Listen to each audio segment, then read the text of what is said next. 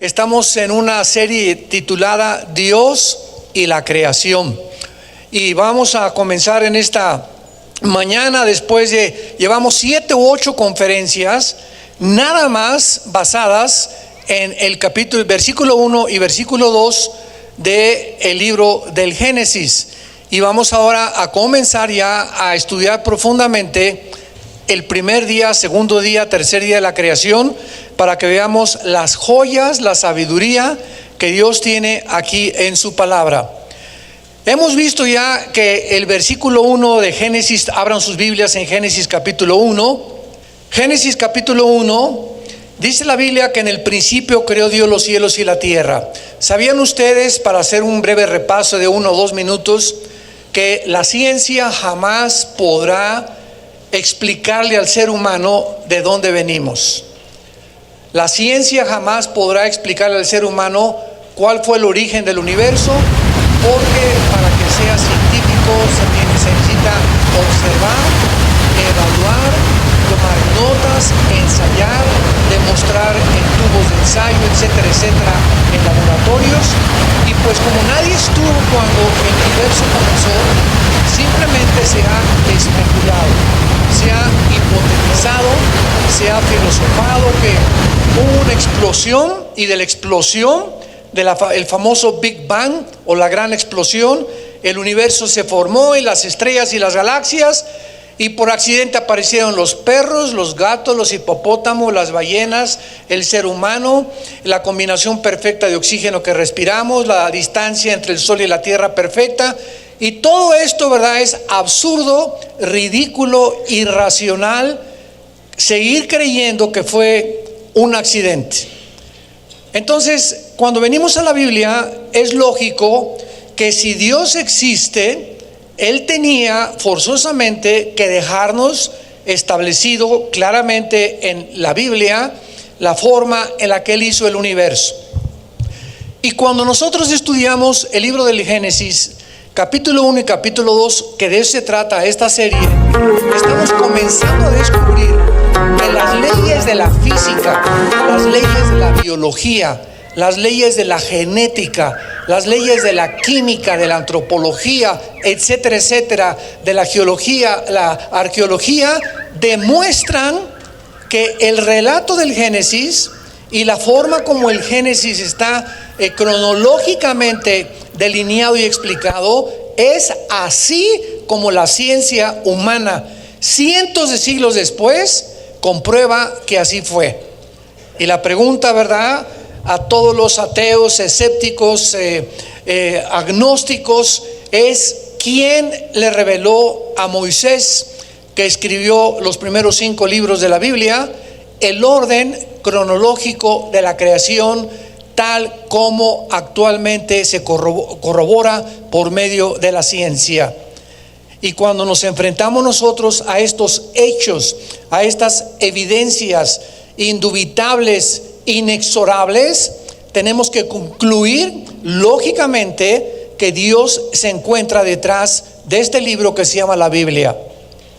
Cuando Carl Sagan, el famoso astrónomo, murió a finales del siglo XX, ateo, él dijo pocas semanas antes de morir que él estaba buscando más evidencias de que Dios existía. Y como no tenía muchas evidencias de que Dios existiera, murió en el ateísmo. Aunque varios de sus familiares relatan que parece que cambió de opinión cuando estaba en un estado de agonía. Sin embargo, es triste que el ser humano pueda expresarse de esta manera, porque la Biblia dice que los cielos cuentan la gloria de Dios. Salmo 19.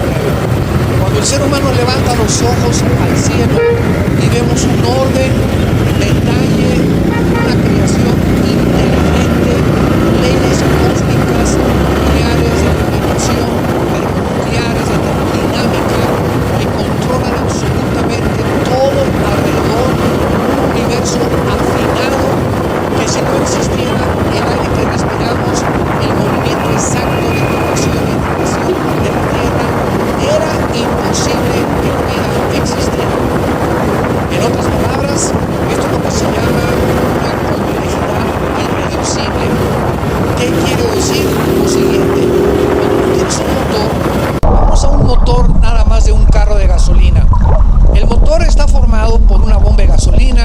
tiene pistones, algunos ya tenían bujías, muchos ya no los usan, y tiene una batería.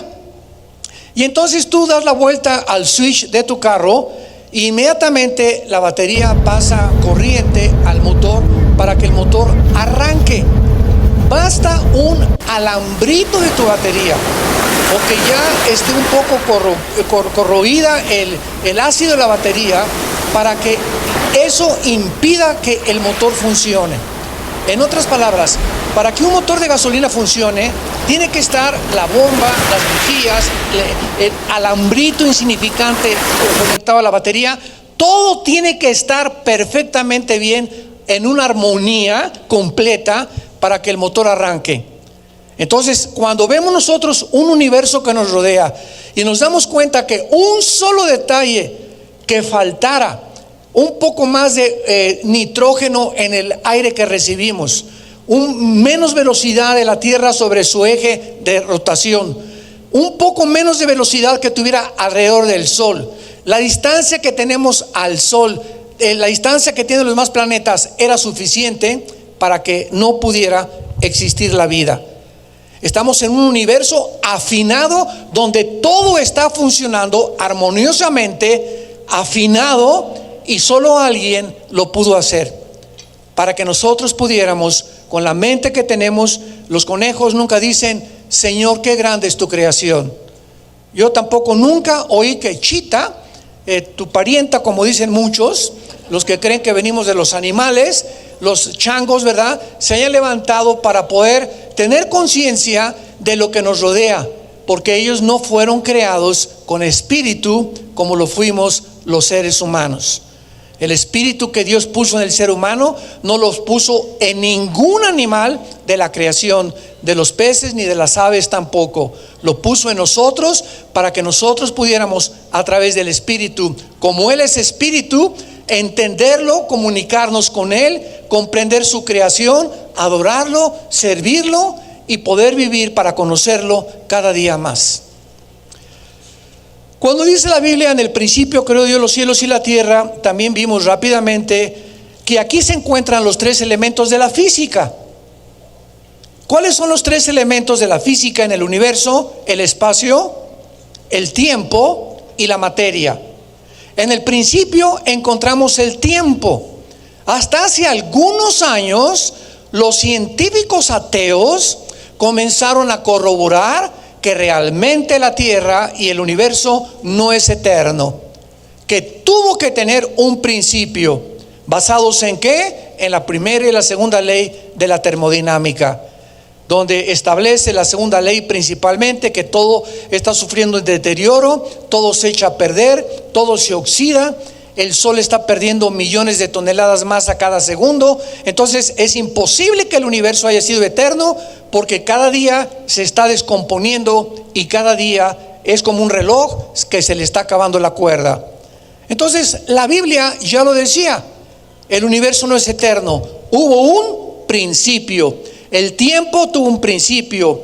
Creó Dios los cielos y la tierra. Aquí encontramos el espacio y encontramos la materia, los tres elementos que forman la física y la astronomía. La tierra estaba desordenada y vacía. Versículo 2: las tinieblas estaban sobre la faz del abismo y el Espíritu de Dios se movía sobre las aguas. Ya hemos visto casi en 5 conferencias anteriores de que era imposible que después del versículo 1 comenzara la creación de la tierra. En otras palabras, entre el versículo 1 y el versículo 2 hay un intermedio de espacio de tal vez millones de años. ¿Por qué? Porque la Biblia nos dice que la tierra no fue creada desordenada, en estado caótico, menos las tinieblas, el abismo y las palabras que se usan siempre relacionadas con el pecado. En Isaías 45 dice que la tierra no fue formada de esa forma. Entonces algo le pasó a la tierra. Todo esto ya lo vimos y nos damos cuenta que entre el principio y la creación de este mundo existía otro mundo donde tú y yo no habíamos nacido. Y la Biblia nos muestra en Job capítulo 38, en Proverbios capítulo 8, en el Salmo 104, de que antes que nosotros existieron los ángeles, una creación de otras entidades espirituales que siguen todavía existiendo a nuestro alrededor, que una rebelión tremenda angelical, que se fueron contra Dios la tercera parte, guiados por un querubín llamado Lucifer, que significa el que lleva la luz o el que porta la luz. Lo vimos también que las tinieblas, Dios es luz, no hay tinieblas en él, y es imposible que en el principio haya habido tinieblas. Las tinieblas aparecieron después cuando la rebelión satánica cubrió el universo, y entonces Dios volvió otra vez a recrear la tierra, juzgó a Satanás y a sus ángeles, porque desde aquí quisieron asaltar el cielo, y cubrió Dios la tierra con agua. Y encontramos en el versículo 2 en adelante, en la recreación, que la tierra estaba cubierta con agua. Y en el versículo 1 no estaba cubierta con agua. La palabra eretz en el hebreo, que se tradujo tierra, es tierra seca. Entonces algo le sucedió a nuestro planeta después de que Dios comenzó a crear la vida otra vez, y de la cual nosotros formamos parte. Muy bien, habiendo visto estas cosas como un repaso general, vemos nosotros que la obra del primer día comienza diciendo en el versículo 3, dijo Dios. Más de 4 o 5 veces en el capítulo 1 se repite esta frase, dijo Dios. Versículo 9, dijo también Dios. Versículo 14, dijo luego Dios. Versículo 20, Dios dijo. Versículo 24, luego dijo Dios.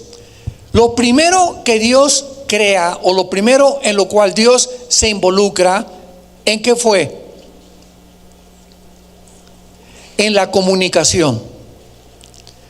Y esto es interesante y importantísimo, tanto teológica como científicamente, porque nosotros tenemos alrededor de la Tierra una capa, un espectro que se llama electromagnetismo.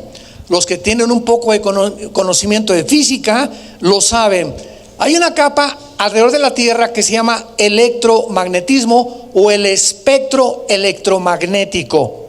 Para los que ustedes no lo sepan, esta forma de luz que rodea a la Tierra es la que hace posible que tú me estés escuchando ahorita.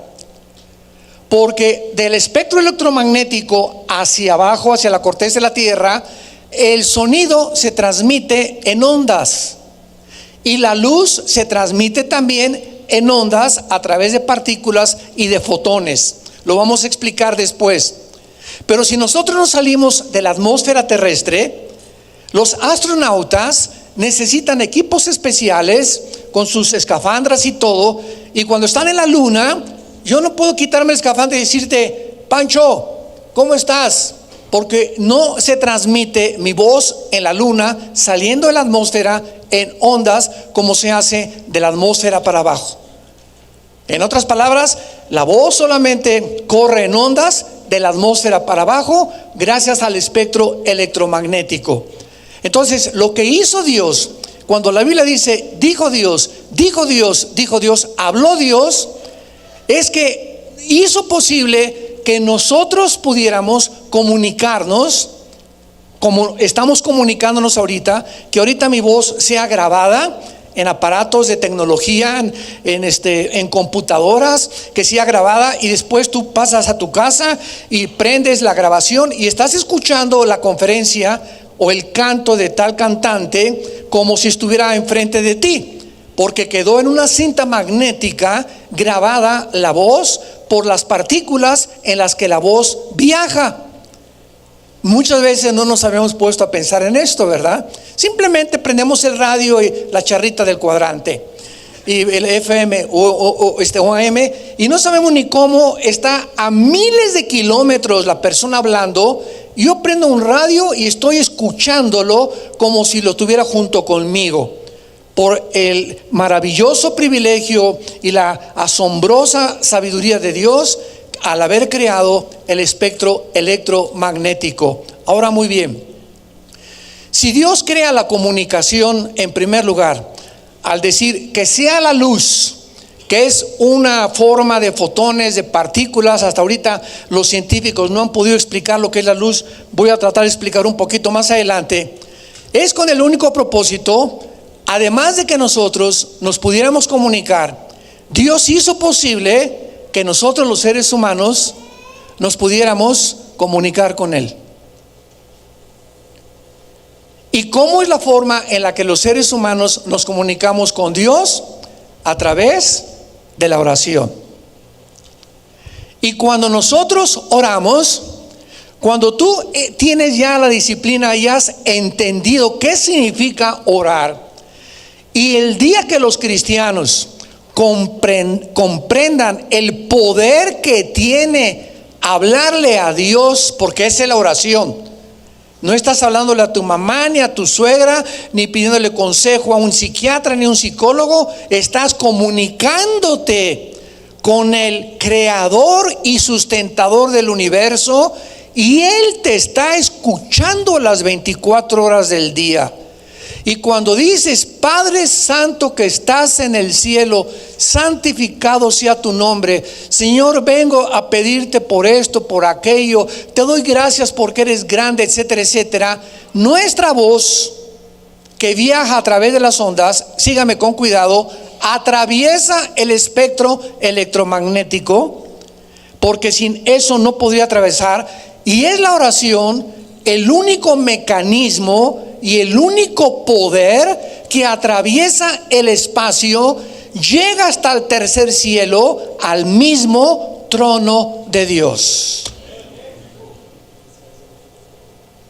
Y aquel, dice Efesios 3:20, y aquel que es poderoso para hacer todas las cosas, mucho más abundante de lo que le pedimos o entendemos, según el poder que actúa en nosotros. Aquel que es poderoso para hacer todas las cosas. No te imaginas que la oración que Dios te va a contestar, te la va a contestar mucho, mucho, mucho más allá de lo que tu imaginación pudiera percibir. Pero dice que esta oración en Efesios 3:20 va de acuerdo, está relacionada de acuerdo al poder que tenemos. ¿Cuál es este poder? El Espíritu Santo. Cuando una persona recibe a Cristo como su Salvador, viene el Espíritu Santo a nuestra vida. Y el Espíritu Santo, al entrar a nuestra vida, nos trae, número uno, el amor de Dios. Romanos capítulo 5. El amor de Dios ha sido derramado en nuestros corazones. Un amor que no conocías tú ni que yo conocía tampoco. Porque hay 3 clases de amor de acuerdo a la Biblia.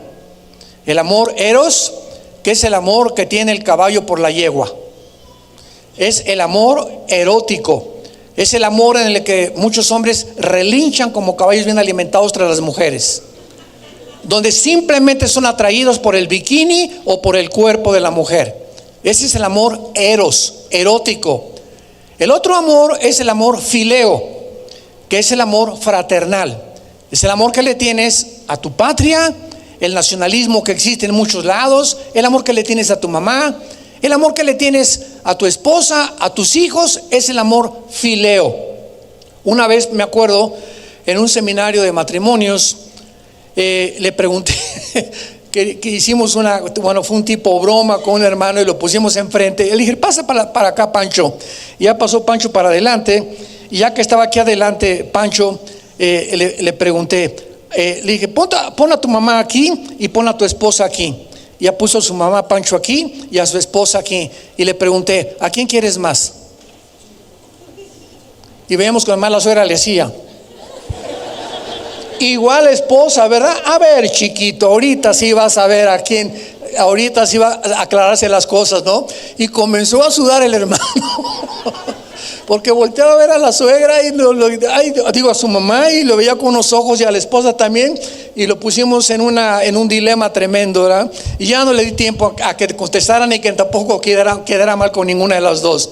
Y le dije, déjame contestar por ti. Son amores diferentes. Esa es la respuesta. El amor que le tienes a tu esposa es fileos y es eros también, porque somos atraídos por el cuerpo también. A tu mamá no. El amor a la mamá es simplemente fraternal, igual que a los amigos y a las amigas. El amor eros solamente se permite dentro del matrimonio. Pero el amor de Dios, dice en 1 Juan capítulo 4, que el que no ama no ha conocido a Dios, porque Dios es amor. Y esa palabra ya no es eros, ni es fileos, es ágape. Es ágape. Es un amor desconocido para nosotros, hasta que Cristo entra a nosotros. ¿Y cómo podríamos definir el amor ágape? La definición está en 1 Corintios capítulo 13.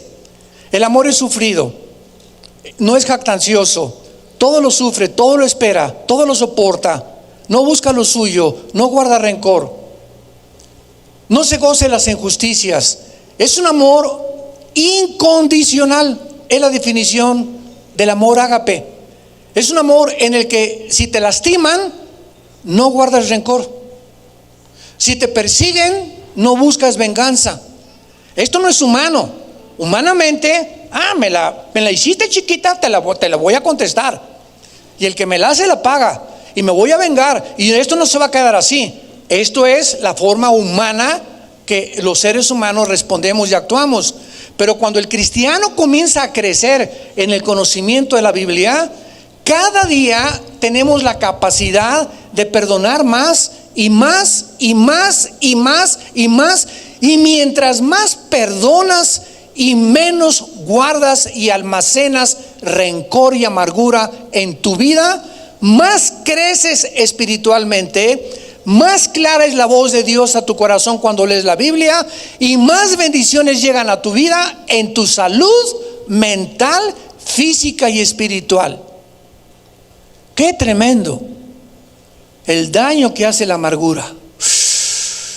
Dice Hebreos 12:15, porque mirad que ninguno de ustedes haya una raíz de amargura, porque los amargados contaminan a las personas que andan con ellas. Una persona amargada, sigue andando con esa persona, esta amiga tuya o amigo tuyo, te va a contagiar tarde o temprano. Es como la radiación, te contagia el ánimo de una persona que está junto contigo. Por eso no podemos estar deprimidos ni tristes en la vida. Tenemos que estar contagiando, como decía mi esposa ahorita, comunicando. El cristiano es gozo, paz, alegría, estar a la gente continuamente motivándola, bendiciéndole. Tú no puedes llegar a decir, ¿verdad? Buenos días, ¿qué tienen de buenos? Bueno, vamos entonces rápidamente a 1 de Juan. Ahorita regresamos a Génesis y veamos lo que la Biblia dice acerca de la luz, porque fue lo primero que apareció en el primer día.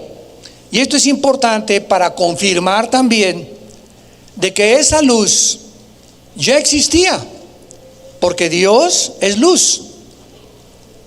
Entonces, si había tinieblas antes del primer día y tuvo que decir Dios que sea la luz, es porque las tinieblas no prevalecen sobre la luz. Entonces algo pasó, que se oscureció el universo, y lo sabemos por diferentes pasajes como Ezequiel 28, Isaías 14, que fue la rebelión de Lucifer antes que nosotros. Ya ellos habían sido creados, y Lucifer y sus ángeles habitaron aquí en el planeta Tierra, donde tú y yo estamos desarrollando nuestra vida. Ellos ocuparon este planeta antes que nosotros. Fue juzgado este mundo, y Dios nos puso a nosotros como criaturas nuevas para darnos el control y el dominio del universo, del planeta Tierra. Y vemos que fracasamos cuando nuestros primeros padres se rebelaron contra Dios, y el título de propiedad, el título de dominio le regresó a Satanás.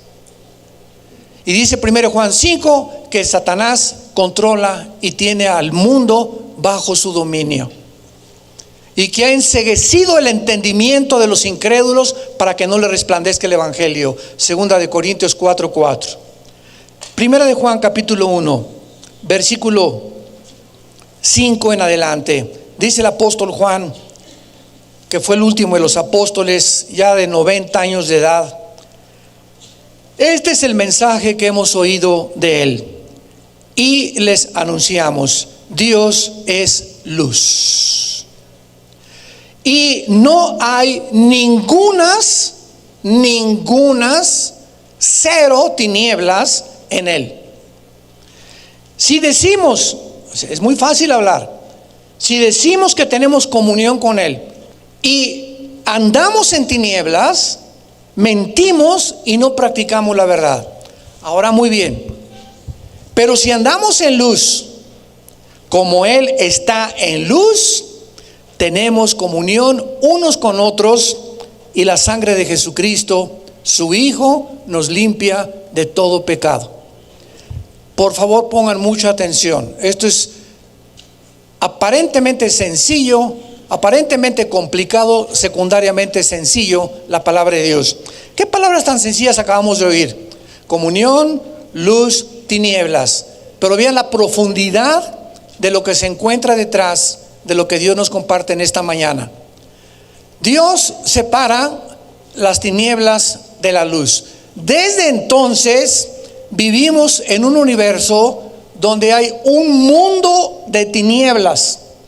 No pertenecen a Dios esas tinieblas, ni los que están en esas tinieblas conocen, ni entienden, ni son dirigidos por Dios. Y existe un mundo de la luz, donde bajo ese mundo Dios dirige, bendice, controla, le abre el entendimiento, nos guarda, etcétera, etcétera, y nos da entendimiento de lo que pasa alrededor. Antes de que tú fueras cristiano, todos nosotros vivíamos bajo la esfera de ¿cuál de las dos? No hay más que de dos. No hay gris, es negro o es blanco. Aquí no hay medias tintas, eres o no eres. ¿Estás en las tinieblas o estás en la luz? Entonces todos nosotros vivíamos en las tinieblas. Nacimos en las tinieblas, porque nacimos, dice el Salmo 55, en pecado. Y el pecado está relacionado con las tinieblas. El juicio está relacionado con las tinieblas.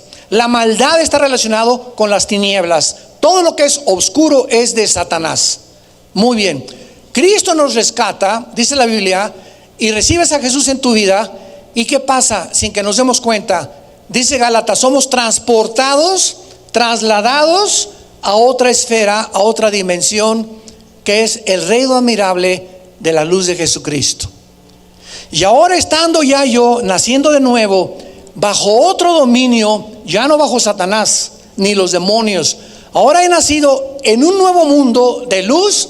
Dice el 2 Corintios 4:6, Dios que hizo que resplandeciera la luz, apelando a Génesis 1:3, es el que resplandeció en nosotros, en nuestros corazones, para el conocimiento de Dios en la faz de Jesucristo.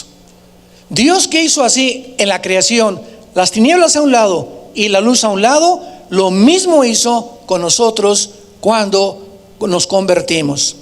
Nacimos en el reino de la luz, y ahora nos dice Dios: mira, Panchito, quiero que te quedes en esta dimensión, en este estado que es de la luz, porque el cristiano puede regresar a las tinieblas.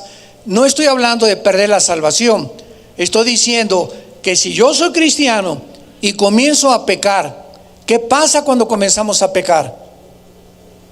El pecado no es de Dios. El momento que el cristiano comienza a pecar, las tinieblas vuelven a nuestra mente. Comenzamos a oscurecer nuestro entendimiento, y vengo a la Biblia y pues ya no la entiendo, ya le doy vueltas, ya me desanimo, ya no tengo ganas de nada. Hay algo que está obstruyendo, deteniendo la luz en mi vida, y lo único que lo hace es el pecado.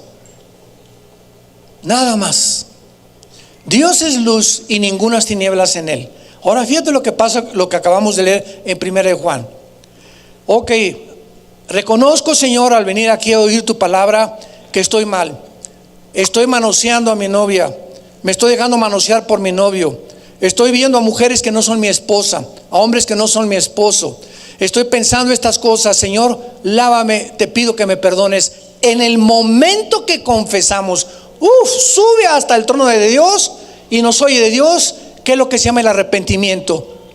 En ese momento, la sangre de Cristo vuelve otra vez a operar, que es la vida de Cristo dentro de nuestra vida. Es la luz, la sangre, la vida, son sinónimos. Y en ese momento, dentro de mi vida, otra vez se prende la luz y otra vez comienzo a poder caminar y poder tener decisiones. Tengo paz en mi vida, voy a tomar decisiones que no me voy a arrepentir. Vengo a la Biblia, me comienza a bendecir tremendamente, comienzan a saltar los secretos de Dios a mi corazón, porque es imposible caminar con Dios estando en tinieblas.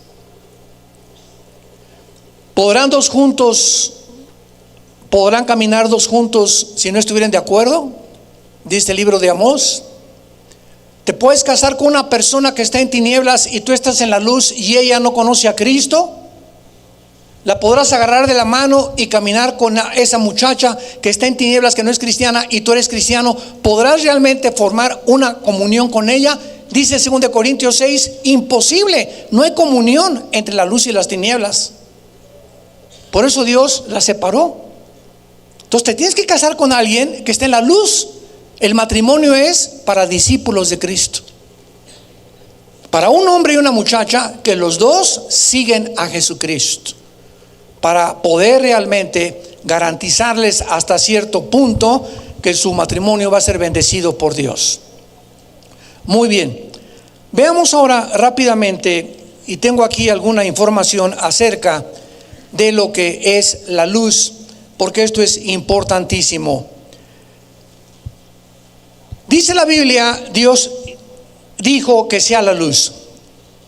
No creó Dios la luz, porque en el Génesis hay 3 palabras, y cuando profundizamos en esto entendemos qué fue lo que creó Dios de la nada. Ahí usa la palabra bara en el hebreo, con B de bueno. Dios creó los cielos y la tierra de la nada, bara. Dios creó al ser humano, a nosotros, de la nada. Cuando creó a Adán, no existía Adán antes, ni tampoco Eva. Pero todo lo demás, Dios no lo creó de la nada, sino que usó la palabra yatzar, con Y. Y-A-T-S de Samuel, A de Armando, R de Raúl. Yatzar, que significa moldear o dar forma. Entonces, un escultor toma la tierra o el barro y lo junta, Dios, y este barro y esta cosa la crea Dios de la nada. Pero ya que estaba Adán hecho, ¿verdad?, con su sistema cardiovascular, gastrointestinal, cerebral y sistema nervioso, nos pone Dios las amígdalas, y nos pone la tiroides, y nos pone la piel, y nos pone las venas, y nos pone las neuronas, y las córneas, y los nervios ópticos, y todo como estamos perfectamente bien diseñados. Adán estaba así como una estatua. El Creador ya lo había hecho. Pero cuando Dios dice, sopló, Génesis 2:7, me estoy adelantando, y Adán, al recibir algo que venía del Creador del universo, que es el Espíritu, porque Dios es Espíritu, Juan 4:24, Adán abre los ojos, y en ese momento él tiene la capacidad de darse cuenta que está en un universo, en un mundo donde hay alguien sobrenatural. El alma le da conciencia del mundo alrededor, de las plantas, de los animales, etcétera, etcétera, y de la conciencia de que él vive y que tiene existencia. Y estas características tenemos que distinguirlas para aprender de Dios la creación. Entonces, cuando Dios dice que sea la luz, no está diciendo Dios que exista la luz, porque la palabra sea, apúntalo en el hebreo, es la palabra yehi. Enrique, H y latina, Yehi. Y la palabra luz es la palabra hebrea O-R, or. Así nada más, así se dice en hebreo la luz. Y cuando dice y fue, es Ba Yehi. Vamos a traducirlo, Yehi or Ba Yehi, que sea la luz. Esto fue distinto a la luz del sol. ¿Por qué? ¿Cuándo fue creado el sol y la luna y las estrellas? ¿Perdón? Mis teólogos, ¿dónde andan? Los que estudian el ITI. Si alguien me dice en el cuarto día, lo dijeron una verdad parcial, porque el sol, la luna y las estrellas ya existían antes, en el versículo 1, cuando Dios creó los cielos y la tierra. Y cuando vayamos al cuarto día nos vamos a dar cuenta claramente en el versículo 14, que es cuando Dios comienza a poner en marcha el sol y la luna. Dijo luego Dios, haya lumbreras. Y esta palabra haya significa poner en movimiento. El sol ya existía, pero estaba ahí apagado por el juicio del universo. Entonces, si Dios dice sea la luz en el primer día, ¿a qué luz se refiere? Porque hasta el cuarto día vemos nosotros que Dios crea el sol, que pone en movimiento el sol y la luna y las estrellas. Y esto es maravilloso y es una revelación extraordinaria. Implica que la noche y el día estaban presentes a la vez sobre la superficie de la tierra. Sígame con cuidado. Hasta 1543 después de Cristo, por el amor de Dios. Hasta 1543, o sea, aproximadamente más de 3000 años después de Cristo, Copérnico, un físico matemático, que nadie hasta Copérnico tenía ninguna idea de que había en el planeta Tierra una línea que dividía la luz de las tinieblas. De hecho, hasta en los últimos 60, 70 años, que los astronautas comenzaron a tomar fotos desde el espacio de la Tierra, que se descubrió que la Tierra estaba parcialmente iluminada y parcialmente oscurecida. Eso a pesar de las tonterías que han surgido en el internet y en el YouTube en los últimos años, una bola, ¿verdad?, de personas diciendo que la Tierra es plana y que no es redonda. Cuando alguien se acerque y te diga eso, dile, ¿de cuál fumas? Increíble, increíble. Una vez me pararon estudiantes de universidad. Oiga, doctor Alducin, explíquenos eso de la Tierra plana. Le digo, ¿a quién están escuchando? Miren, denos una prueba que la Tierra es redonda, porque dicen que las fotos de la NASA están falsificadas y que nunca el hombre llegó a la luna, y tantas, yo les llamo marihuanadas, que ni siquiera llegaron a la luna. Le dije, simplemente, le dije a este muchacho estudiante, pon atención en un eclipse lunar y ahí te vas a dar cuenta en la esfera y la redondez de la Tierra. La Tierra no es plana, es redonda. Isaías 40:22 ya lo decía hace 2700 años antes de Galileo y de Copérnico. Pero qué asombroso que la Biblia nos mostrara esto. Y alguien podía preguntarnos ahorita, oiga, bueno, muy bien, hasta Copérnico se comienza a ver la división de la Tierra, que hay luz en la parte de la Tierra, cuando es de noche está oscurecida. Pero ¿cómo podía haber día antes del sol? Es una buena pregunta, porque cuando vienes a Génesis, hoy hasta el cuarto día aparece el sol. Fácilmente, la respuesta es porque la longitud de un día no depende del sol, sino del movimiento de rotación de la Tierra sobre su propio eje en 24 horas. Y la Tierra puede girar sobre su eje sin el sol. Todas las respuestas las podemos encontrar claramente en la misma física para explicar, y la Biblia tenía la razón. Ahora, veamos esto, regresamos a Génesis y seguimos un poquito más de tiempo con la luz, porque esto es fascinante. Este fue el primer paso que Dios hizo en el primer día, que sea la luz. Y esto fue necesario, lo vimos, por las tinieblas y el estado caótico en que se encontraba la tierra en el versículo 2. La luz es la forma más básica de la energía y está íntimamente la luz relacionada con todas las demás formas de la energía que existe en el universo.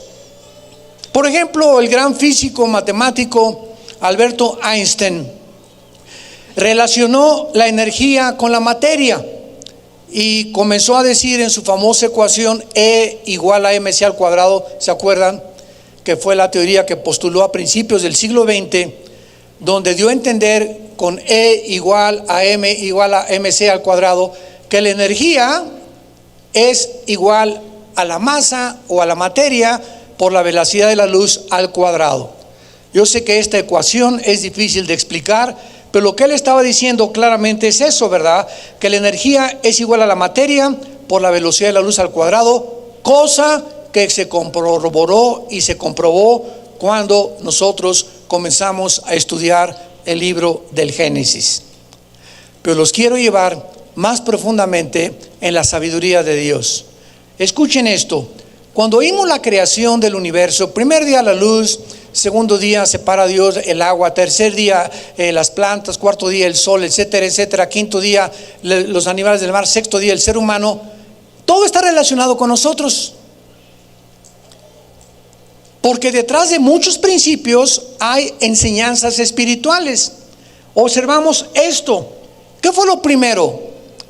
La actividad del Espíritu Santo.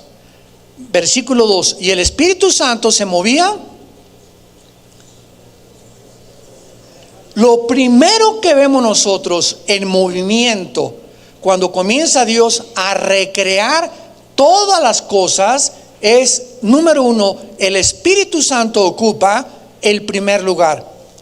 Y cuando nosotros nos convertimos, porque estábamos como el planeta Tierra en tinieblas, lo primero que entró en operación en mi vida y en tu vida para que comenzáramos nosotros a ser recreados, a nacer de nuevo, renacidos, vueltos a nacer, renacidos, fue que el Espíritu Santo nos convenciera de pecado. Juan 16, 17 y 18. Jesús prometió a los discípulos: cuando el Espíritu Santo venga, el Espíritu Santo va a convencerlos a ustedes de pecado. ¿Qué significa esto, queridos santos de Dios? Tú no vas a convencer a tu esposo que deje de tomar. Tú no vas a convencer a tu hijo que deje las drogas. Tú no vas a convencer a alguien que está robando o que está haciendo mal. Le puedes decir: borracho, parrandero y jugador, te pareces al renacuajo de Tlalnepantla. Y tu esposo te va a voltear, ¿verdad? Y con más dificultad se va a convertir. O no le puedes poner a tu esposo en el espejo cuando se levante: como a Sodoma has venido a ser. Y el pastor dijo que te vas hacia el infierno. Todavía hasta con nosotros nos echan todavía el problema, ¿no? Entonces tenemos que entender esto. Si queremos que alguien pase de las tinieblas a la luz, hijos, hermanos, maestros, políticos, etcétera, etcétera, el único que puede convencer a una persona que está mal, ¿quién es? El Espíritu Santo. Entonces, ¿qué es lo que hace que el Espíritu Santo se mueva en la persona de tu esposo, en tu esposa, de tus papás? Convencer a tus papás que están en una religión equivocada, o a un compañero de tu trabajo, por más que les hablemos, no los vamos a convencer. El Espíritu Santo usa la oración. Y en segundo lugar, la Biblia. Porque es a través del mensaje de la Biblia que el Espíritu Santo la usa como un instrumento para redarguir al ser humano de que ese ser humano se encuentra mal. Tú, yo y yo no lo vamos a hacer. Es el Espíritu Santo el que tiene que operar en tu esposo, en tu esposa, en tu primo, en tus papás, a través de tu oración por esas personas. Y fue lo mismo que operó el primer día de la creación. El Espíritu Santo comenzó a revolotearse, a ponerse sobre la tierra y a comenzar a crear la vida, porque es el Espíritu el que da la vida. Número 2, ¿qué pasó en el segundo, en la segunda cosa, en el segundo punto? cuando Dios creó? La palabra de Dios. Y Dios dijo, primero el Espíritu Santo y después la palabra de Dios. Una vez que el Espíritu Santo comienza a convencer a una persona de pecado, ¿qué dice la Biblia en Romanos 10:17? La fe es por el oír, y el oír por la palabra de Dios. Nadie convence a ninguna persona más que si esa persona la exponemos a la predicación de la palabra de Dios. ¿Ven por qué es tan importante, santos de Dios, cuando tenemos aquí coffee breaks o desayunos y todo, que traigas a familiares tuyos, a los cabezones de tu familia y amistades y todo que tú quieres y que tú amas? Porque al traerlos los estás bendiciendo, porque es la exposición a la palabra y a la predicación lo que los va a convencer. Tal vez allá afuera tienes 6 años hablándoles o 6 meses, pero tú los expones a la palabra o los traes un domingo y Dios comienza a actuar en sus vidas. Porque la fe viene por oír la palabra de Dios. Tú le puedes decir 1000 cosas, pero mientras la persona no se exponga a la palabra, no se va a convertir. Y en tercer lugar, ¿qué fue? La luz. Así es, en el momento en que somos convencidos por la palabra de Dios, iluminados por el Espíritu Santo, en ese momento, 2 Corintios 4:6, Dios que hizo que de las tinieblas resplandeciese la luz, es el que resplandeció, ahí está, nos iluminó cuando oímos la palabra de Dios, mediante el conocimiento de la gloria de Dios en su Hijo Jesucristo. Comenzamos, se nos prende el foco, nacemos de nuevo y comenzamos a darnos cuenta, qué barbaridad, de qué tinieblas, de qué mundo Dios nos rescató. Y ahora que estamos en el mundo de la luz, nos damos cuenta, yo por lo menos en mi caso particular, no creo que haya una semana que pase en los 43 años que tengo, no de edad, de convertido. Como dicen, ¿tú de cuál eres? Del 70. Pero ¿cómo que del 70? Sí, pero del 70 no es que nací, ¿verdad? Sino de 70 años o 70 del año 70. Bueno, eso son bromas, ¿no? Pero de estos 43 años que yo puedo ver a mi vida antes de que fuera cristiano, y siempre se lo decía y lo comparto con pastores, con amigos, si yo no fuera cristiano, yo no sé dónde hubiera acabado.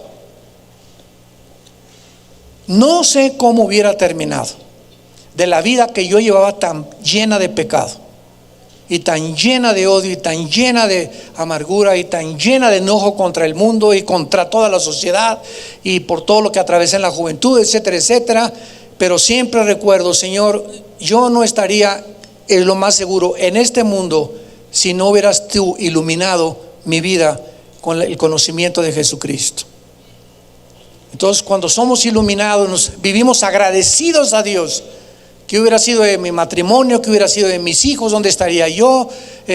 Tal vez, ¿verdad? Estaríamos muertos o en la cárcel o con drogas o con alcoholismo o con 3 divorcios o tantas cosas que nos pudo haber sucedido. Y esto es lo que nos hace vivir agradecidos con aquel que nos dio la vida, nos iluminó mediante la predicación de su santa y bendita palabra. Y desde la aparición de la luz pasaron 5000, apúntalo. Desde que Dios hizo que la luz apareciera, pasaron 5879 años para que el hombre inventara la primera lámpara eléctrica. Tomás Edison, el 19 de octubre de 1879, Tomás Edison tiene y utiliza el primer foco que se le funde a los 2 días. Todos los inventores, ¿verdad? A ninguno le ha salido a la primera todo. Así que pues la presencia de la luz, ¿verdad?, involucra que primero haya sido el espectro electromagnético. Muchos rabinos judíos dicen que cuando Dios dijo que sea la luz, se refería a la gloria de Dios, al Shekinah. O sea, apareció otra vez en el universo la gloria de Dios, una vez que Él juzgó a Satanás y a sus ángeles, sumiendo este mundo en las tinieblas y bajo el agua. Ahora, muy bien, rápidamente, la luz tiene características dobles.